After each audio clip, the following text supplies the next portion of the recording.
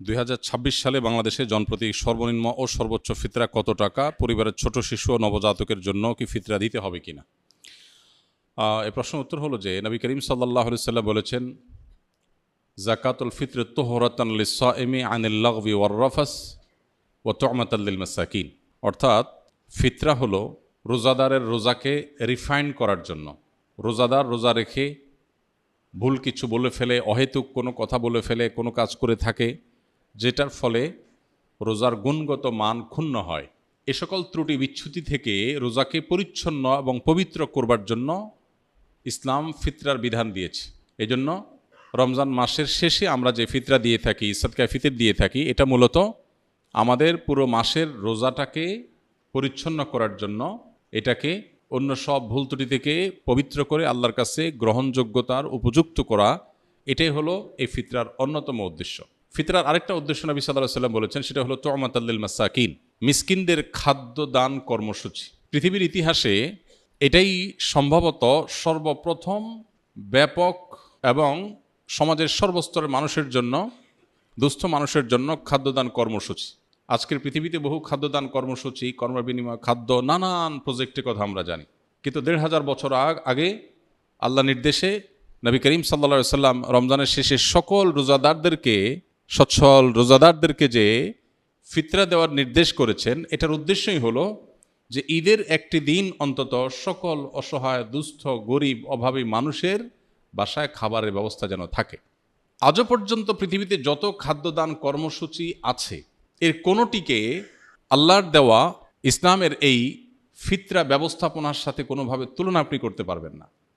একযোগে গোটা বিশ্বের এত অভাবী মানুষের খাবার অন্য কোনো ইস্যুকে কেন্দ্র করে পৃথিবীর কেউ আজও পর্যন্ত দিতে পারেনি, যেটা রমজানকে ঘিরে ফিতরা কেন্দ্রিক খাদ্যদান কর্মসূচি মুসলমানরা গোটা বিশ্বব্যাপী করে থাকে। তো এই ফিতরা সম্পর্কে আমাদের অনেকেরই জানার থাকে, এবছর ফিতরা কত, এটার মূল কনসেপ্টটা আমাদের একটু জানা দরকার। ফিতরা কি প্রতি বছর চেঞ্জ হওয়ার জিনিস কিনা? আমরা প্রতি বছর তো ফিতরার দাম, মূল্য নির্ধারণ হয়ে থাকে। তো এটার উত্তর হলো যে ফিতরা যেহেতু খাদ্যদান কর্মসূচি, খাদ্যের পরিমাণ, পরিমাপ এটা শরিয়া ঠিক করে দিয়েছে। খাদ্যের মূল্য দিয়ে যদি ফিতরা আদায় করা হয়, তাহলে সেক্ষেত্রে খাদ্যের মূল্য তো উঠানামা করে, সেই হিসেবে ফিতরা কত হয় এক এক বছর এক একটা হতে পারে।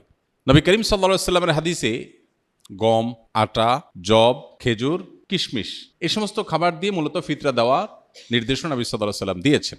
এখন এই খাবার কি পরিমাণ দিতে হবে, এখানে আগের যুগে যে খাবার মাপার যে বিভিন্ন পাত্র ছিল, ধামা জাতীয় বিভিন্ন সাইজের, সেই পাত্রের পরিমাপের মধ্যেও একই পাত্র এক এক এলাকায় এক এক রকম ছিল। এরপর ভিত্তি করে সামান্য এদিক সেদিক একটু কম বেশি এর পরিমাপ এর ব্যাপারে ওলামাদের মত পার্থক্য আছে। তো আমরা যেহেতু ইস্যুতে সাধারণত যেটা সবাই করি, সতর্কতামূলকভাবে একটু বাড়িয়ে আমরা দিয়ে দিই। তো এই হলো ফিতরা ব্যবস্থাপনার মূল চিত্র। পরে এক সময় ফুকাহে কেরাম অনেকে গবেষণা করলেন যে নবী করিম সাল্লাল্লাহু আলাইহি সাল্লামের সময়কার পৃথিবীতে সাধারণত পণ্যের বিনিময়ে পণ্যের কেনাবেচা হতো, মুদ্রার বিনিময়ে পণ্যের কেনাবেচা খুবই কম হতো। এখন যেমন পণ্যের বিনিময়ে পণ্য, মানে কেউ চাল দিল, চাল দিয়ে সবজি নিল, এটা যেরকম খুব রেয়ার কেস, সে যুগে মুদ্রা দিয়ে কেনাবেচাটা খুব কম হতো। বিশেষ করে স্থানীয় বাজারগুলোতে মানুষ মুদ্রা দিয়ে পণ্য কেনাবেচা যেমন করতো, আবার পণ্য দিয়ে পণ্য কেনাবেচা হতো। অর্থাৎ মুদ্রার ইম্পর্টেন্সি বা এটার ব্যবহার এখন যেরকম গোটা পৃথিবীতে ব্যাপকভাবে এটার উপরে গোটা পৃথিবী দাঁড়িয়ে আছে অনেকটা, তখন সেটা এভাবে ছিল না। এখন গরিবের জন্য খাদ্য দেওয়ার চাইতে নগদ টাকা দিলে তার সুবিধা অনুযায়ী খাদ্য কিনে নেবে, সেটা অধিকতর উত্তম কিনা, এটা হলো প্রশ্নের ব্যাপার। অনেক হলো আমাদের মতে এটা যেহেতু গরিবের জন্য বেশি উপযোগী, তার সুবিধা মতো কিনতে পারে, এই জন্য ফিতরা মূলত খাদ্যদান ব্যবস্থাপনাই, তো টাকা দিয়ে দিলে তার মতো সুবিধা করে সে কিনতে পারলো। এ হলো মূল বিষয়। এখানে একটা বিষয় বলে রাখি, আমাদের মতো দেশে হয় অবশ্য বহু মানুষ আছে অভাবী, যাদেরকে ফিতরা দেওয়া যেতে পারে, এরকম অভাবী গরিব মানুষ আছে, কিন্তু পৃথিবীতে অনেক দেশ আছে যেখানে আসলে এরকম সারা দেশের মানুষের খাদ্য দেওয়ার মতো ওরকম উপযুক্ত মানুষও খুঁজে পাওয়া যায় না খুব বেশি। যেমন সৌদি আরবে আমি দেখেছি গরিব মানুষরা ফিতরার চাউল তারা খাবার দিয়েই দেন। সৌদি আরব উলামা একরাম টাকা দিয়ে দেওয়া এর প্রবক্তা নন, তারা খাদ্য দিয়েই দেন, সাধারণত চাল দিয়ে দেন। তো এখন একজনের পক্ষ থেকে তারা 2 কেজি 2.5 কেজি চাল দিয়ে দেন, ফ্যামিলি কয়েকজন হলে ওইভাবে তারা বস্তা করে বিক্রি করেন। দোকানগুলোতে সব রমজান উপলক্ষে ফিতরার চাল বিক্রি হয় বিভিন্ন প্যাকেজে, 5 কেজি 10 কেজির বস্তা। তো আমি দেখেছি যে সেখানে গরিবরা অনেকেই চালের স্তূপ হয়ে যায়, কারণ গরিব তো খুব কম, ফিতরা তো সবাই দিচ্ছে আর সবাই তো চালই দিচ্ছে। তো এমনও দেখা গেছে যে গরিব মহিলা উনি পিক আপে করে মসজিদের সামনে আসছেন চাল কালেকশন করার জন্য, এবং এটা কমন চিত্র সৌদিতে। সবাই যে পরিমাণ চাল দিছে, উনি ওই পিক আপ রেখে দিছে সামনে, রেখে বসে আছে, সবাই চাল এনে এনে ফেলে দিচ্ছে, পিক আপ স্তূপ হয়ে গেছে। পরে এই চালটা কি হয়, বাংলাদেশি ইন্ডিয়ান যারা সেখানে শ্রমিক বা প্রবাসী আছেন, অনেক সময় দেখা যায় যে চাল দাতা কিনেছেন 30 রিয়াল দিয়া, ওইটাই মহিলা বিক্রি করতেছে 15 রিয়ালে। প্রবাসী বাংলাদেশি বা অন্য যারা আছে তারা সেটা কমে কিনে নেয়। তো এটাতে দিন শেষে আসলে ওই যে গরিব যে তার ক্ষতি হলো, অর্থাৎ লসটা মূলত তার হলো। এটা একটা বাস্তবতা। এর প্রেক্ষিতে ওলামায়ে আহনাফ, অনেক ওলামায়ে কেরাম বলেন যে ফিতরা যদি টাকা দিয়ে, পয়সা দিয়ে দিলে গরিবের আরও বেশি উপকার হয়, তাহলে সেক্ষেত্রে এটা দিয়েও দেওয়া যাবে, কিন্তু মূল লাইনটা হবে ওই খাদ্যকে কেন্দ্র করে। কথাটা বোঝা গেছে? তো সেই হিসেবে এই বছর সম্ভবত 110 টাকা সর্বনিম্ন, কারণ ওই যে ফিতরা তো কিশমিশ দিয়ে দেওয়া যায়, গম দিয়ে দেওয়া যায়, খেজুর দিয়ে দেওয়া যায়, অতএব ভ্যারি করে।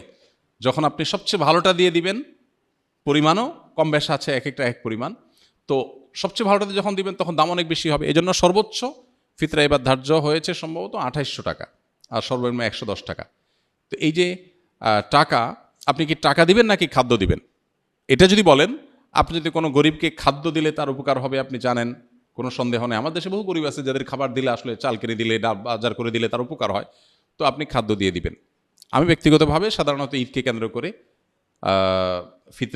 ফিতরার জন্য গরিব কোনো পরিবারকে সবার পক্ষ থেকে আমি চাল কিনে দিই, আর এক্সট্রা হিসেবে নিজে থেকে ঈদ উপলক্ষে আরও কিছু খাবার মুড়ি টুড়ি কিনে যাতে করে সুন্দর করে তারা খেতে পারে, এটা করি। এর শরীয়ত আমাকে নির্দেশ দিয়েছে শুধুমাত্র আমাকে মৌলিক খাদ্য যে রেস্টটা দিতে, তার পাশাপাশি অন্য কিছু নফল হিসাবে আমি দেই, এটা আমার নিজস্ব চর্চা। বাট এটা নিয়ে যে পরিমাণ আমাদের মধ্যে আপনার বিতর্ক, বর্ষা এবং অনেক বেশি এটা নিয়ে আমাদের দেখা যায় পাল্টাপাল্টি বক্তব্য, এটা অনভিপ্রেত। ওলামাদের এই সমস্ত ইজতিহাদি বিষয়গুলোতে, গবেষণাগত বিষয়গুলোতে একেবারে আপনার জাবর কেটে কোনোটাকে সঠিক কোনোটাকে রং বলে আমরা সাধারণ মানুষ অন্তত সোশ্যাল মিডিয়াতে এটা নিয়ে পাল্টাপাল্টি করা কোনো অবস্থাতে উচিত না বা গ্রহণযোগ্য না। আর ফিতরা দেওয়ার ক্ষেত্রে বাচ্চাদের পক্ষ থেকে ফিতরা দিতে হয়।